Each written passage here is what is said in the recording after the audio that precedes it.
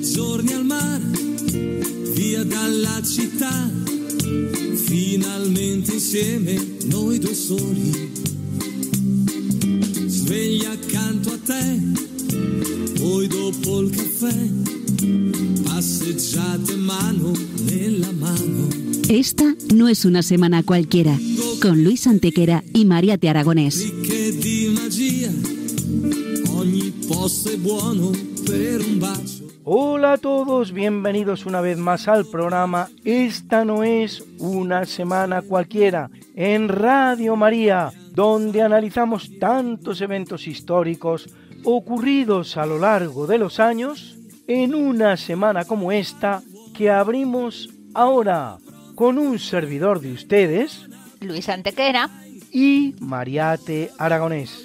Una semana que no es una semana cualquiera, 7 días, 7 giorni, como dice nuestra sintonía, en los que han pasado a lo largo de la historia cosas que ni se imaginan nuestros oyentes. Porque la historia es así, mejor y más fantástica que la más increíble de las fantasías. Comencemos pues. Pues allá vamos. Come due bambini.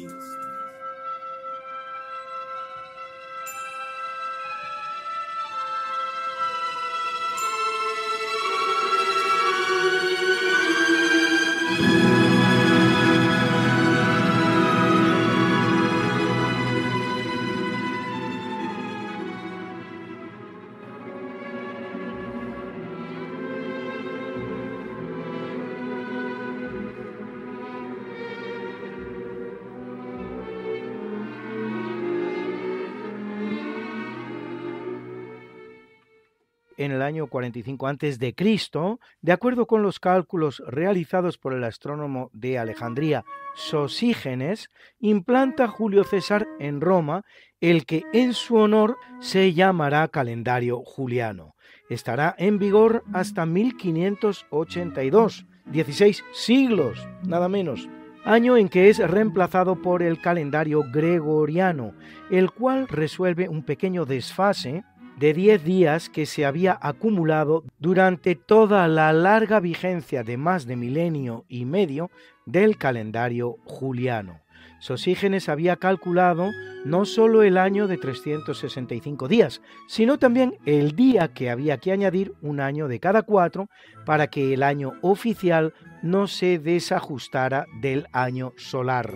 Pero no pudo calcular unos minutillos que aún sobraban, que son los que habían producido a lo largo de ese milenio y medio un desfase de 10 días. Ese mínimo desfase es el que corrige el calendario gregoriano y lo hace decretando que los años bisiestos que sean múltiplos de 100 no serán bisiestos, a no ser que sean divisibles por 400.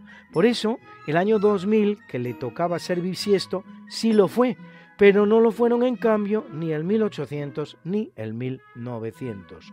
Aún así, sigue existiendo un mínimo desfase, pero no afectará al calendario sino en muchos milenios.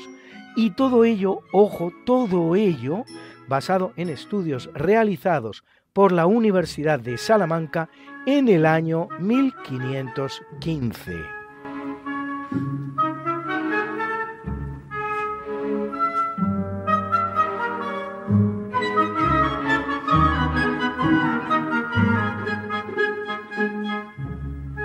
En 1501 se produce la fecha final de los libros impresos, llamados incunables. Y es que, contrariamente a lo que se suele creer, un incunable no es un libro anterior a la imprenta, y por lo tanto manuscrito, sino por el contrario todo libro realizado con la imprenta, eso sí, anterior al 1 de enero del año 1501. Se estima que han llegado a nuestros días 500.000 de incunables. La Biblioteca Nacional de España alberga una colección de 3.159. La biblioteca del mundo que más incunables tiene es la Biblioteca Estatal de Baviera, aproximadamente unos 20.000. Ha sido la noticia de Lula.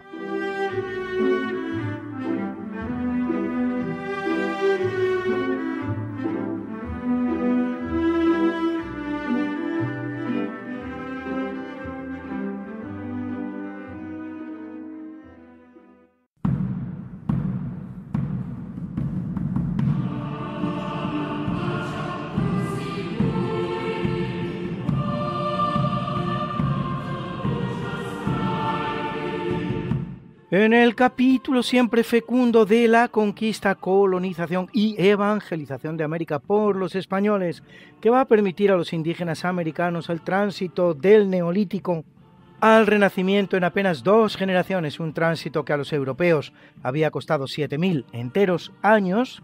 En 1574 Santiago Barba de Padilla funda la ciudad de Cochabamba en Bolivia, con más de 1 millón de habitantes al día de hoy.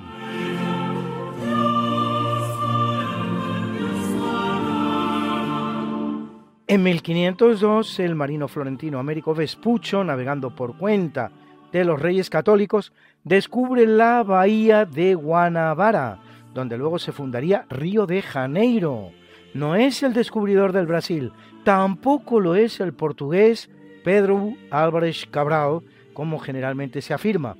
El verdadero descubridor del Brasil es Vicente Yáñez Pinzón, que lo descubre en el Cabo de San Agustín, en el litoral sur de Pernambuco, en el mes de enero del año 1500, el cual lo abandonará al calcular, y no sin acierto, que aquella parte del litoral correspondía ya a Portugal por virtud del Tratado de Tordesillas de 1494. Haciendo posible todos ellos y muchos más 3 siglos de pax hispana sin precedentes en la historia americana, la cual, una vez que España abandone el escenario, conocerá más de 2 centenares de conflictos, tanto civiles como entre vecinos. Y no digamos con el tío Sam.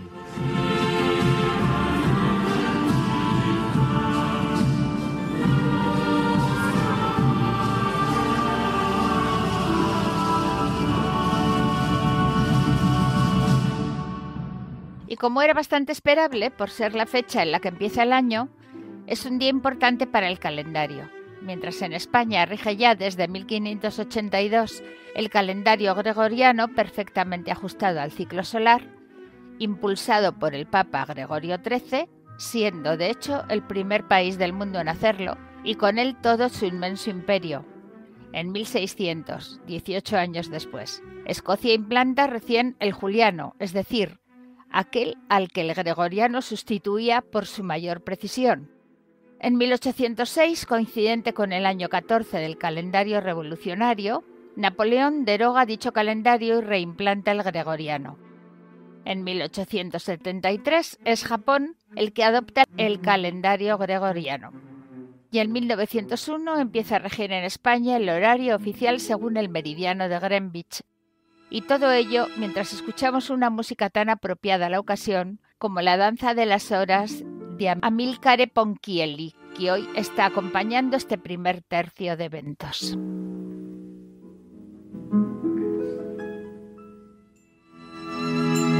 ¿Te gusta nuestro programa? ¿Quieres seguir escuchándolo cada semana? Todos los que lo hacemos somos voluntarios. Ofrecemos nuestro esfuerzo y todo el cariño con generosidad para que tú sigas pudiendo conocer la historia como es y no como nos gustaría que fuera. Pero necesitamos tu ayuda. Sin ella, nada de esto sería posible. No te puedes imaginar lo que cuesta poner un mensaje en las ondas. Colabora con nosotros. Ayúdanos.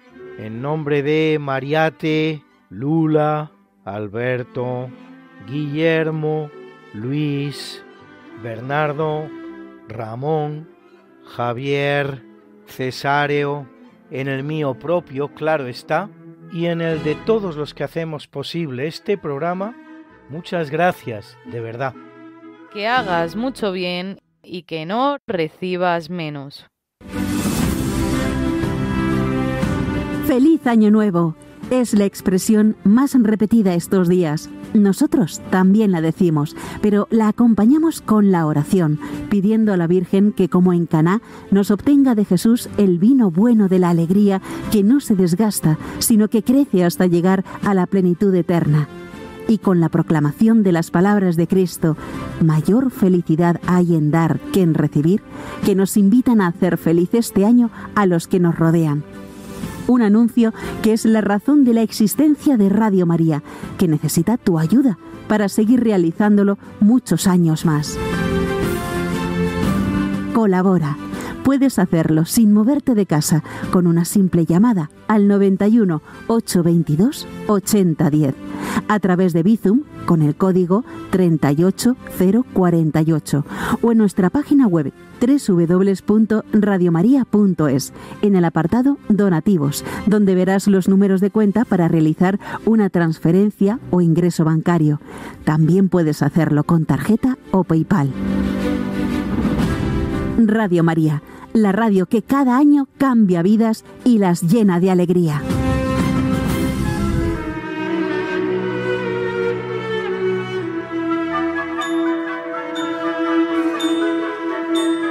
En 1863, en plena guerra civil entre los estados del norte y los estados del sur, entra en vigor en Estados Unidos el Acta de Emancipación, promulgada por Abraham Lincoln, que otorga la libertad a los esclavos, eso sí, a los de los estados sureños que se habían sublevado contra la Unión, no a los de aquellos estados que no lo habían hecho, cuyos esclavos habrán de esperar para obtener su libertad a la 13ª enmienda a la Constitución, aprobada en 1865. No es, sin embargo, la primera abolición de la esclavitud que tiene lugar en el territorio norteamericano que constituye hoy día el de los Estados Unidos de Norteamérica, toda vez que en 1693, nada menos que 170 años antes, ya lo había hecho Carlos II de España. Carlos II de España, quien ofrece la libertad a todos los esclavos de las plantaciones británicas en Norteamérica que huyeran a la Florida española, sin más condición que la de convertirse al catolicismo. Y así, en 1738, a 3 kilómetros de San Agustín, la primera ciudad fundada en Norteamérica, y también, y una vez más, por los españoles, el gobernador Manuel de Montiano crea el fuerte de Gracia Real de Santa Teresa de Mose, para refugio precisamente de esos esclavos.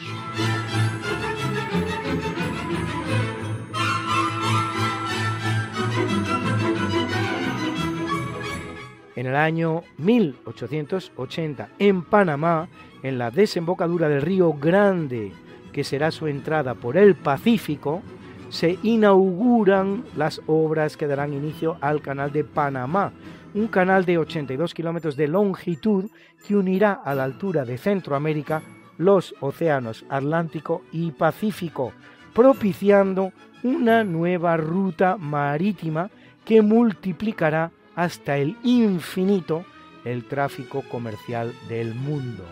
Aunque la idea original es unir los océanos mediante un cauce único, al final el proyecto se mostrará inviable, ya que los cauces que se van haciendo para el canal son irremisiblemente anegados por las tierras colindantes, que los vuelven a cerrar.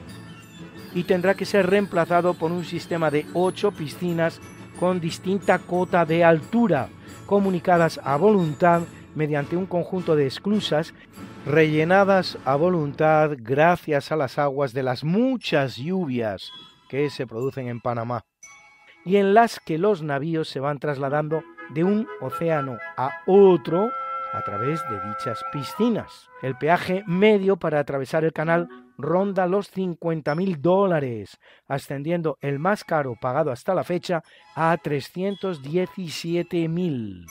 En 2006, la empresa española SACIR acomete la ampliación del canal para que puedan atravesarlo barcos de tamaño Neopanamax, que casi triplican el tonelaje que pueden transportar los Panamax, que lo vienen atravesando hasta la ampliación del canal. El canal puede llegar a evitar y ahorrar travesías de hasta 10.000 kilómetros y también a atravesar las peligrosísimas aguas del Estrecho de Magallanes o del Cabo de Hornos.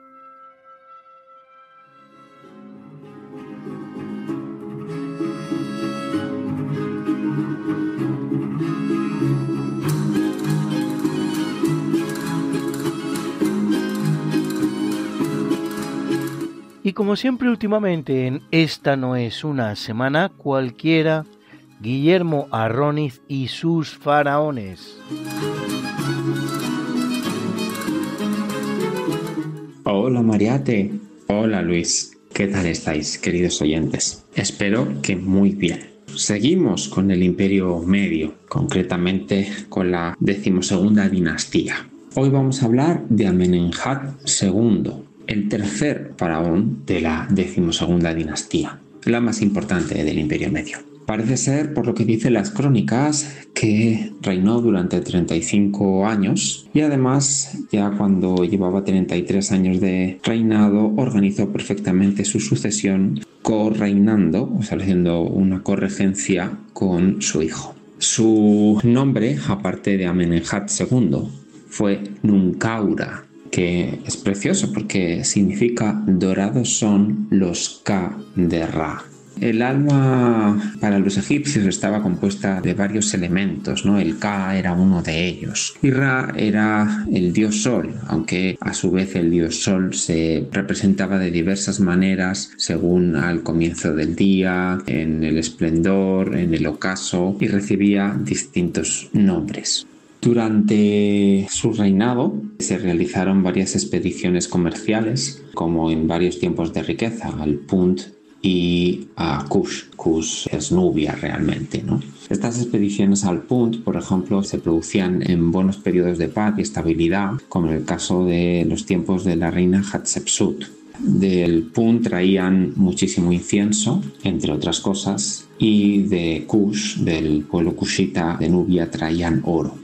A su vez también realizó campañas militares. La más importante fue la de Siria, de donde parece ser que trajo 1500 cautivos que puso a trabajar en su complejo funerario. Complejo funerario que, por cierto, está bastante destruido y cuya tumba no ha sido demasiado estudiada, y que está rodeada por las pirámides más pequeñas de sus esposas, en las cuales aún se encontraron algunas joyas.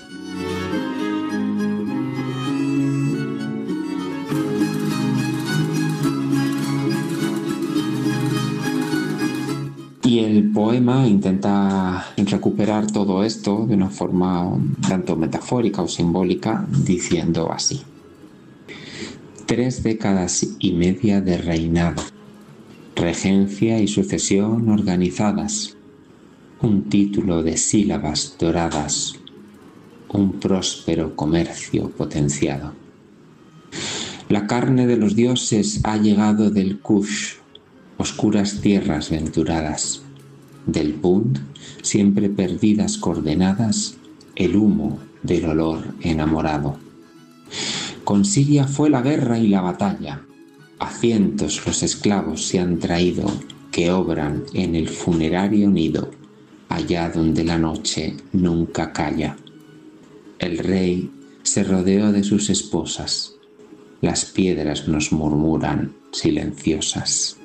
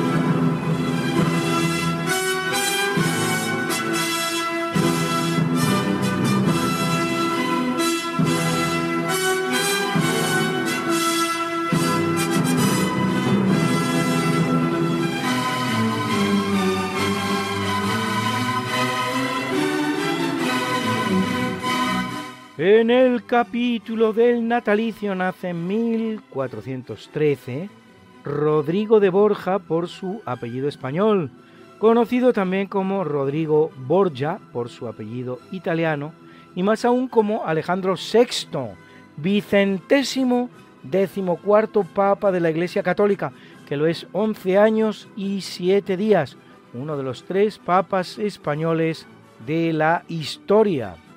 junto con San Dámaso el Grande y con el que es también el propio tío de Alejandro VI, Calixto III. La historiografía guarda un recuerdo muy malo de Alejandro VI, una víctima colateral más de la eficaz leyenda negra antiespañola, pues fue un papa español y muy proespañol, y si bien es verdad que su vida personal dejó mucho que desear, y aún en ese aspecto tampoco fue el peor de los papas, hay varias decenas bastante peores, como papa y político de su época, el juicio ha de ser positivo. Su amante más importante era Vanozza Catanei, que le da 4 hijos, entre los cuales la bellísima Lucrecia. En el plano político y pontificio, acrecienta el poder de la Santa Sede, protege como papa renacentista, que es, las artes y las ciencias, funda la Universidad Escocesa de Aberdeen, otorga la dispensa para el matrimonio de los reyes católicos, que tenían que pedirla por ser primos segundos. Bien, es verdad que los monarcas ya estaban casados cuando Alejandro VI la otorga y resuelve con suma pericia el candente problema con el que le tocó bregar de atribuir las jurisdicciones entre españoles y portugueses. En el continente americano, recién descubierto por los españoles precisamente al inicio de su pontificado, algo que no le perdonarán ni franceses ni ingleses y que muy probablemente se halle en la raíz de buena parte de su leyenda negra. Antes de ser papa, había sido 4 veces vicecanciller de la Santa Sede, 35 años nada menos, con los pontífices que le habían antecedido a él mismo, siendo el de vicecanciller el segundo cargo en importancia del Vaticano, después del mismísimo Papa, lo que da cuenta del control que tenía de la Santa Sede y del talento con el que la gobernaba. Morirá a los 72 años, no está muy claro si de la malaria que asolaba Roma en aquellos días o envenenado en una cena a la que había acudido con su hijo César, el cual había caído enfermo como su padre, pero había superado los efectos del veneno. Se halla enterrado junto a su tío, el también Papa Calixto III, en la iglesia de Montserrat de los Españoles en Roma, encima del nicho en el que también estuvo enterrado, antes de ser trasladado a El Escorial, el rey Alfonso XIII de España, fallecido en Roma en el exilio.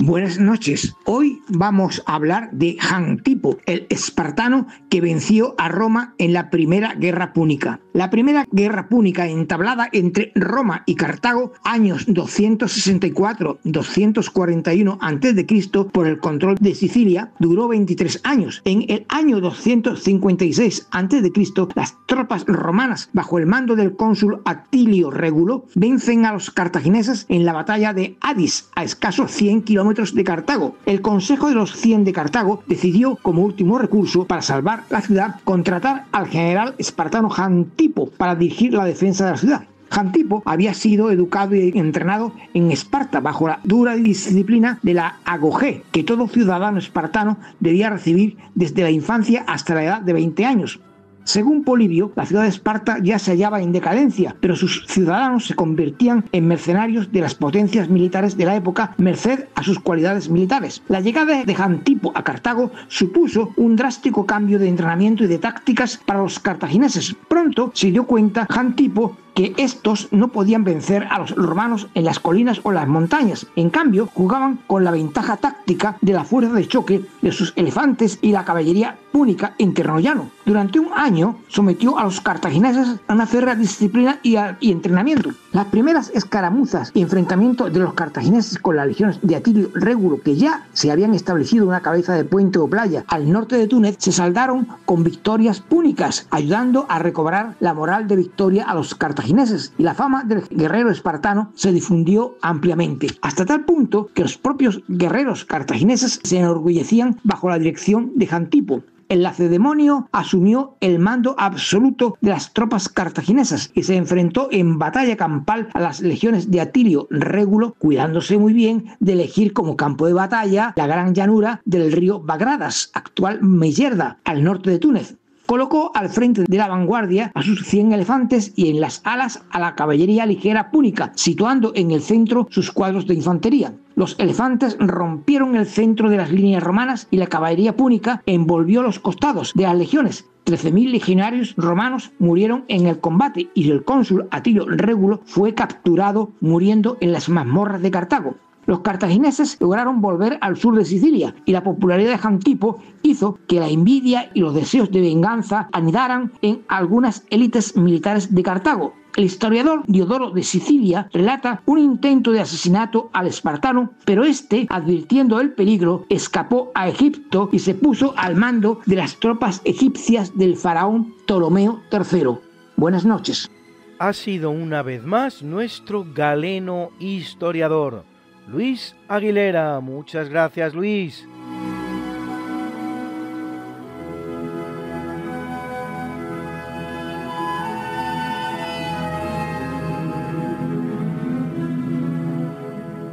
En 1449, en Florencia, de la importante familia Medici, impulsora del Renacimiento, que provee a Roma de nada menos que 4 papas, nace uno de sus grandes exponentes, Lorenzo de Medici, más conocido como Lorenzo el Magnífico, que gobierna el estado de Florencia durante 23 años, en los que lo lleva a su máximo esplendor, y además de político, poeta y filósofo, gran mecenas, protegiendo a artistas de la talla de un Botticelli, Verrocchio, Michelangelo, Bertoldo y tantos otros.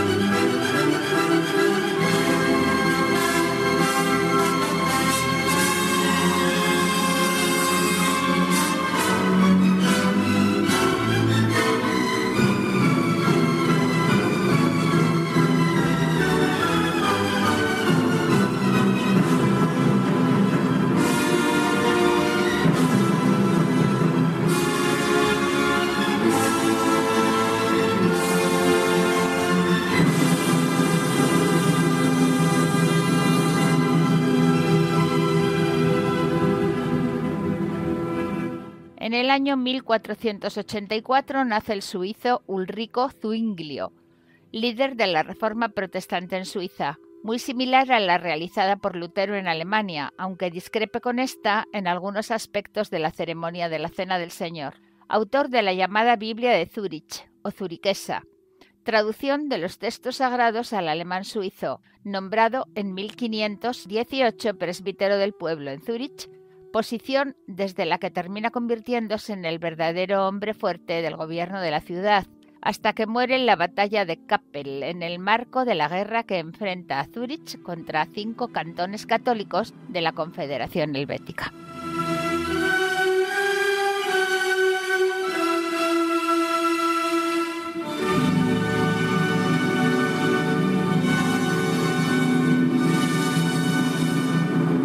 Corriendo el año de 1895, nace el estadounidense John Edgar Hoover, primer director de la Oficina Federal de Investigación, FBI, desde su creación en 1924 y hasta su muerte en 1972, es decir, durante casi medio siglo. sin que ningún presidente norteamericano se atreviera a destituirlo, lo que no era sino gracias a la mucha información que sobre todos ellos tenía y el mucho poder que ello le daba.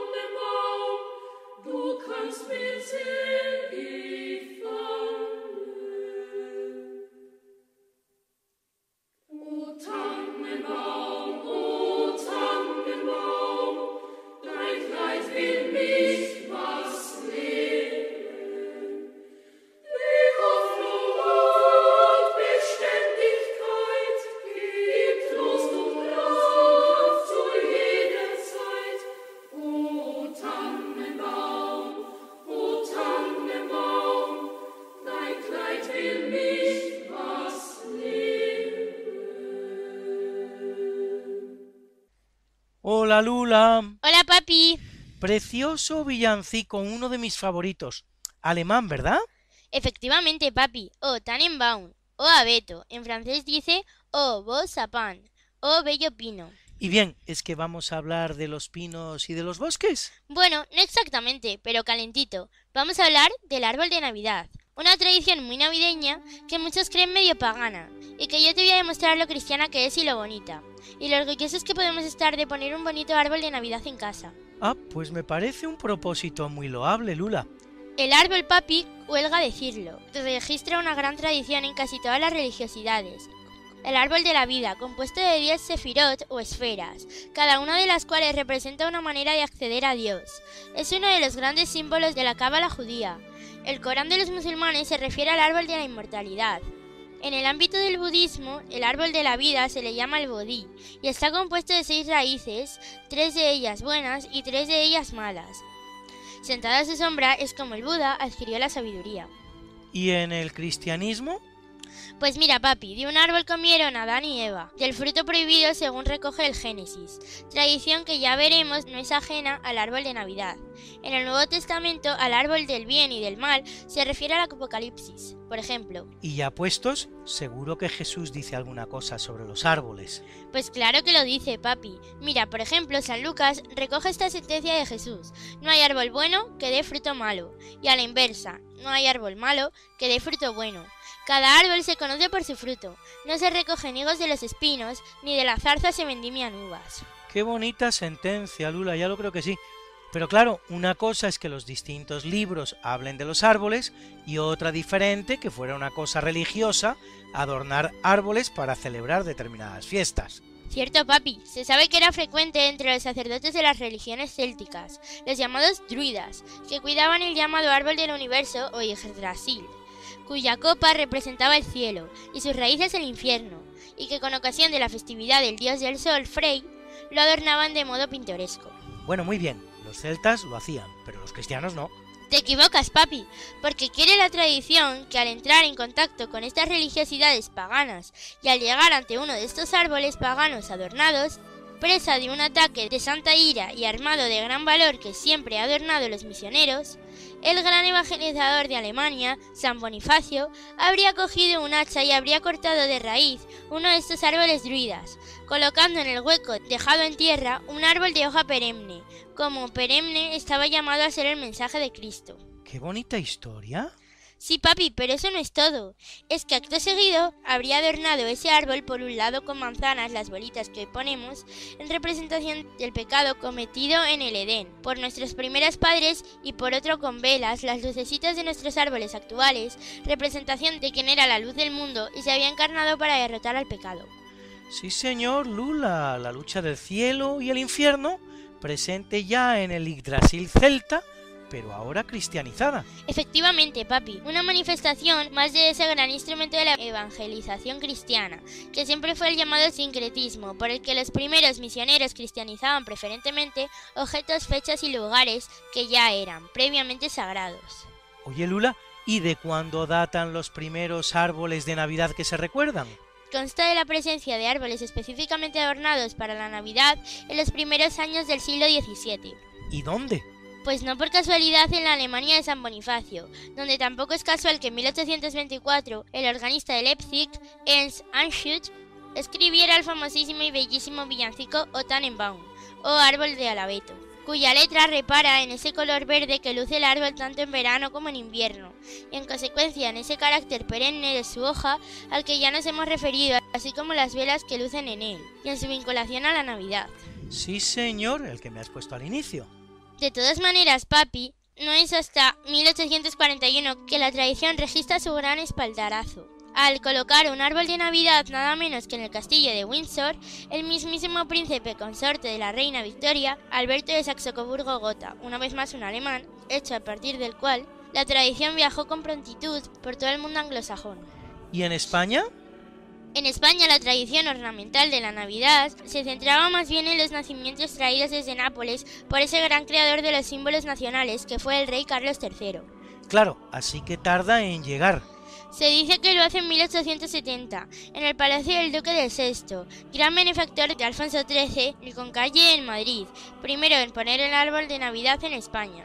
Y luego está el famoso árbol de la Casa Blanca. Sí, papi, que se pone cada año el día siguiente, al Thanksgiving Day, que con tanto boato se celebra en el país, una tradición que remonta a los años 20. A los años 20, ¿eh? Oye, Lula, ¿y al Vaticano? Que por cierto pone uno de los más magníficos árboles de Navidad del mundo, o el que más. ¿Pero cuándo llega? Tampoco por casualidad la importa el Papa nórdico, Juan Pablo II, que probablemente añorante del paisaje navideño tan frecuente en su país, ordena colocar uno en la plaza de San Pedro, cosa que hace en 1982, año cuarto de su pontificado. Una decisión que, por cierto, debió de costarle tomar. Probablemente hubo de romper con algún tabú preexistente, pues no se trataba en modo alguno de la primera Navidad que Juan Pablo II celebraba en San Pedro, sino la quinta desde su elevación al trono de Pedro, el 16 de octubre de 1978. Oye, ¿y de dónde proceden estos magníficos árboles que se ponen en la plaza de San Pedro? Cada año proviene de un país distinto. Proveer el árbol navideño de San Pedro se ha convertido en todo un éxito de la política exterior de muchos países al alcance de muy pocos, algo en lo que las cancillerías europeas invierten muchas energías y hasta 4 o 5 años. Caray, qué interesante. ¿Y cuáles son los países que más árboles han provisto? El país que más árboles ha ofrecido, como es fácil de comprender, es Italia, que ha aportado nada menos que 11 ejemplares. El segundo es la católica Austria, con una nada desdeñable cifra de 8 árboles. El tercer país es un país católico por mitad, Alemania, con una cifra ya algo menor, 3. Un árbol han provisto, además, otros 8 países, todos ellos europeos, a saber, la ortodoxa Ucrania, Bélgica, Croacia, la ortodoxa Rumanía, la protestante Chequia, Polonia, Eslovenia y Eslovaquia. Caray, hija, qué bárbara, es que te lo sabes todo, ¿eh? Oye, de todos esos países que me has dicho, noto alguna considerable ausencia. Pues sí, papi, yo por lo menos noto 2. Desde luego Francia, la llamada hija mayor de la Iglesia, pero también España, la católica España, cuyo idioma es el que hablan 1 de cada 3 católicos del mundo, siempre a por uvas, ¿qué se le va a hacer? Y eso, siendo España como es, el segundo país de la Unión Europea con más superficie arbórea y el cuarto en superficie boscosa, apenas detrás de Suecia, Finlandia y Francia. Pues sí, la verdad. Oye, Lula, ¿y ese árbol de la plaza de San Pedro, qué características tiene? El árbol de San Pedro es siempre un pino, del género Abeto o Picea generalmente. Tiene entre 90 y 120 años de edad, pesa entre 4 y 8 toneladas y alcanza cerca de los 30 metros de altura. Impresionante, ¿eh? ¿Me sabes decir cuál es el más alto que se ha puesto nunca? Pues claro, papi, el más alto nunca colocado fue el aportado por la provincia del Trentino en el año 2004, con 38 metrazos equivalentes, para que te hagas una idea, a un edificio de 13 plantas. De 13 plantas, ¿eh? Un edificio de 13 plantas. ¡Qué barbaridad de árbol! Oye, ¿y luego qué se hace con el árbol? No se acostumbra a indicar cuál es el destino del árbol, pero te puedo decir que en el año 2008 se informó de que con su noble madera se harían juguetes para niños necesitados. Muy bonita finalidad, ya lo creo que sí, Lula. Como muy bonito es todo lo que me has contado, ¿eh? Me ha encantado conocer todo esto que me has dicho. ¿Sabes qué? Que yo también voy a poner un arbolito en casa este año. Pues me parece muy bien, papi. Y si quieres, ponlo como lo puso San Bonifacio, de manzanitas rojas y de velas. Una bonita idea, manzanas rojas y velas. Ya lo creo que sí, mi niña, así lo haré. Muchas gracias, Lula, un besazo. Un beso para ti, papi, te quiero.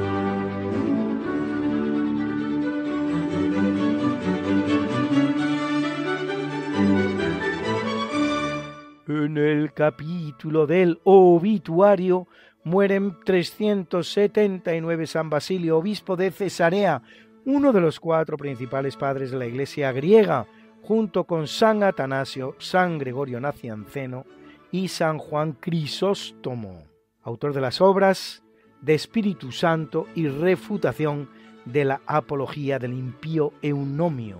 San Basilio es el santo que en la tradición griega hace entrega de los regalos a los niños por Navidad, como entre nosotros los españoles vienen haciendo los Reyes Magos.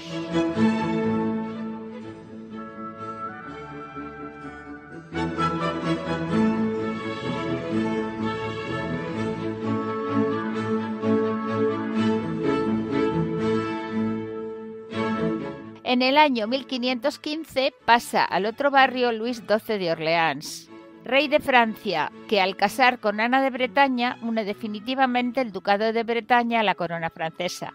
Tras suceder a su primo Carlos VIII, al morir también él sin descendencia masculina, se verá sucedido en el trono por otro primo, en este caso Francisco I, de la rama Valois-Angoulême, el cual, eso sí, y para acrecentar su legitimidad real, casará con la hija de Luis, Claudia, convertida así en reina de Francia.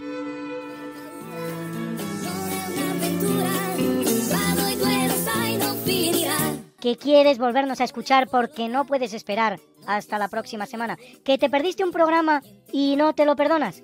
¿Que quieres mandarle el programa a un amigo tuyo al que sabes que le va a gustar? No te preocupes, todo tiene solución. ¿Conoces nuestro podcast? Introduce en la red Podcast Radio María, esta no es una semana cualquiera, y entrarás en el mundo mágico de la historia, con todos los programas que hemos emitido hasta la fecha. Miles y miles de minutos de historia de la buena, contada con honestidad, con rigor, de manera escueta y entretenida.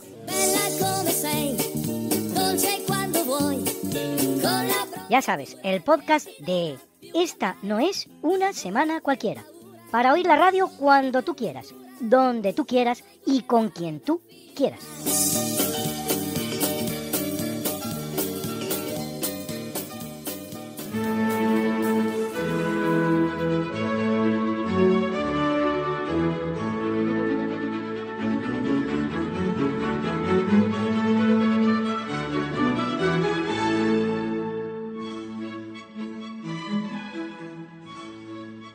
En 1766 abandona el mundo Jacobo Estuardo, hijo de Jacobo II de Inglaterra, conocido entre sus partidarios como Jacobo III, legítimo sucesor al trono inglés, pero apartado de la sucesión por la sola razón de su condición católica frente a su hermana María Estuardo, María II, casada con Guillermo de Orange, protestantes los dos.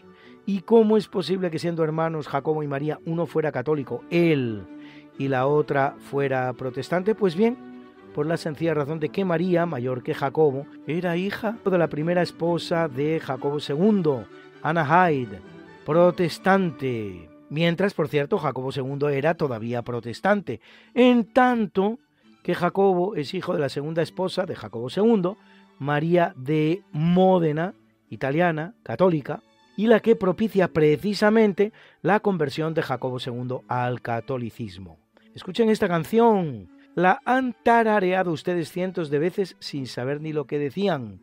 Pues bien, está dedicada al príncipe Carlos Eduardo Estuardo, hijo del pretendiente Jacobo III y conocido como Bonnie Prince Charles, bello príncipe Carlos, que sigue manteniendo la pretensión de su padre al trono británico. My Bonnie lies over the ocean, my Bonnie lies over the sea, my Bonnie lies over the ocean, oh bring back my Bonnie to me. Bring back, bring back, bring back my Bonnie to me, to me. Bring back, oh bring back my Bonnie to me. Last night as I lay on my pillow, last night as I lay on my bed, last night as I lay on my pillow, I dreamt that my Bonnie was dead. Bring back, bring back, bring back my Bonnie to me, to me. Bring back, oh bring back my Bonnie to me.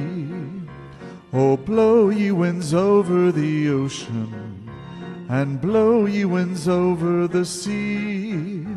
Oh blow ye winds over the ocean, and bring back my Bonnie to me. Bring back, bring back, bring back my Bonnie to me, to me. Bring back,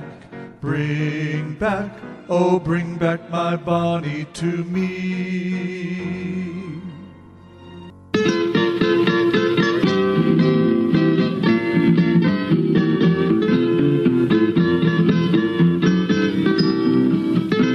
Dícese que en su retiro de Yuste, entre los entretenimientos del emperador Carlos V, había uno que destacaba sobre los demás.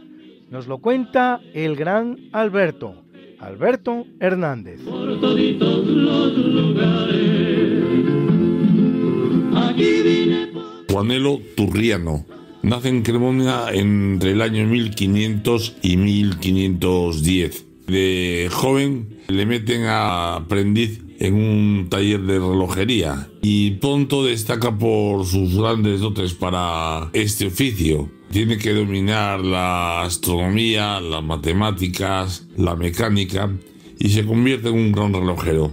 Tanto es así que Carlos I, el de España, le manda llamar y le lleva a Toledo. Allí le manda construir dos relojes, el crisalino y el astrarium, que hace a la perfección. No saldré nunca más de Toledo, bueno, de los alrededores. Acompaña al César Carlos cuando se va a Yuste y una vez muerto el emperador, Felipe II le nombra matemático mayor del reino.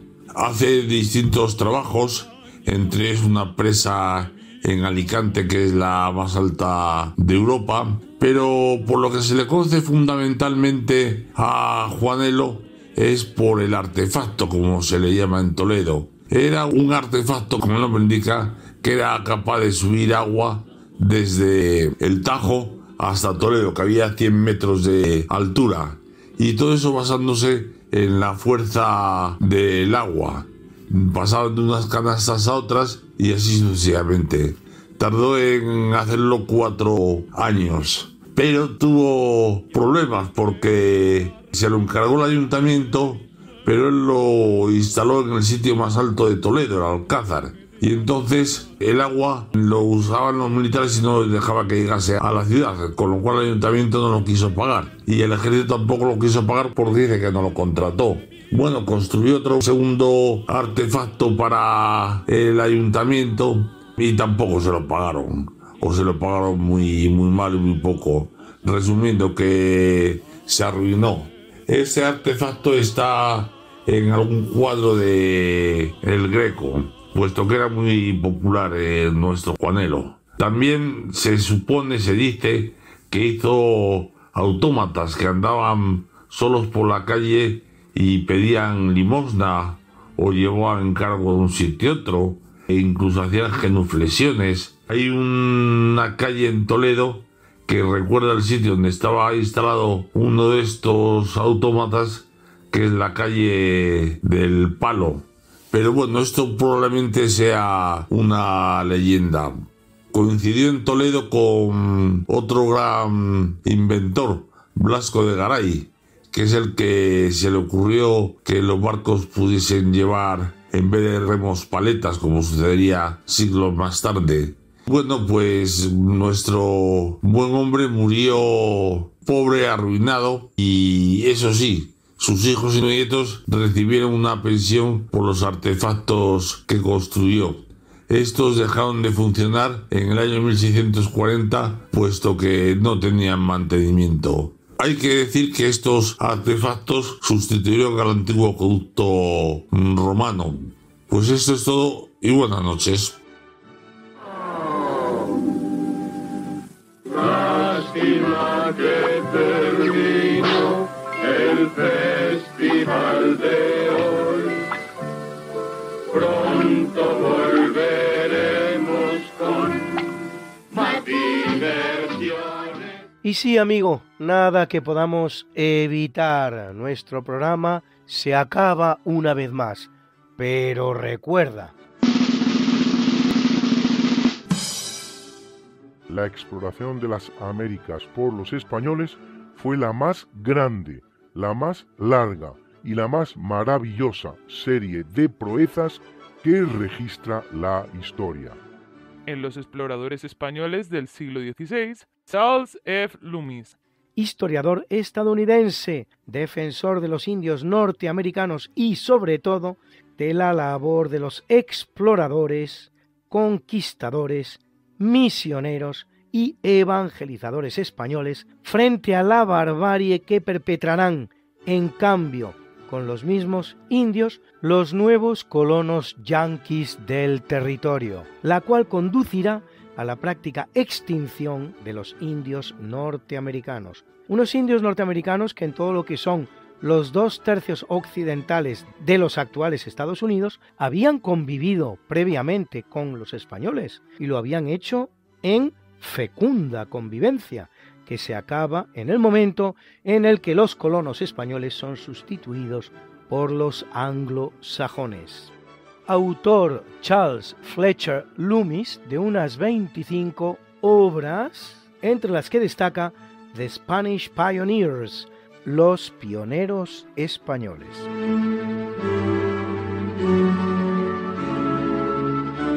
Y de igual manera que hacemos siempre, presentamos a continuación y para terminar la mucha buena y variada música que nos ha acompañado una vez más.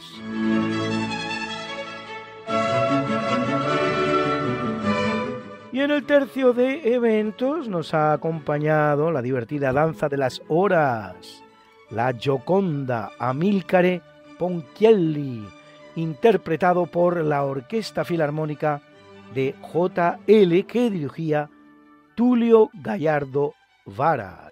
En el natalicio, la Sinfonía del Nuevo Mundo de Antonín Dvořák. Era la Wiener Filarmónica que dirigía Herbert von Karajan. Y en el obituario, la Sinfonía número 12 en re mayor de William Herschel. El gran compositor británico William Herschel, uno de mis favoritos realmente. En la interpretación que de la misma hacía los London Mozart Players, dirigidos por Matthias Bammert. Y hoy hemos estado con ustedes Mariate Aragonés, Alberto Hernández, Luis Aguilera, Lula Antequera y este su siempre seguro servidor, Luis Antequera. Que hagan ustedes mucho bien y que no reciban menos.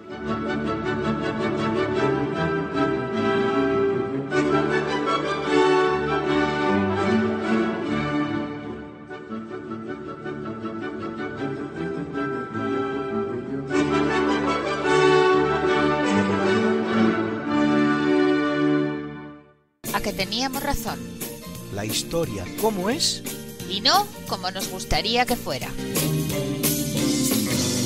Hasta el próximo programa. Se despiden de ti Mariate Aragonés y Luis Antequera. Pero yo te veo muy pronto en el programa de Javier Ángel Ramírez, Diálogos con la Ciencia, el jueves a las 12 de la noche, o lo que es lo mismo, el viernes a las 0 horas, con nuevos episodios de nuestra apasionante historia. No te lo pierdas. Les hemos ofrecido en Radio María Esta no es una semana cualquiera, con Luis Antequera y Mariate Aragonés.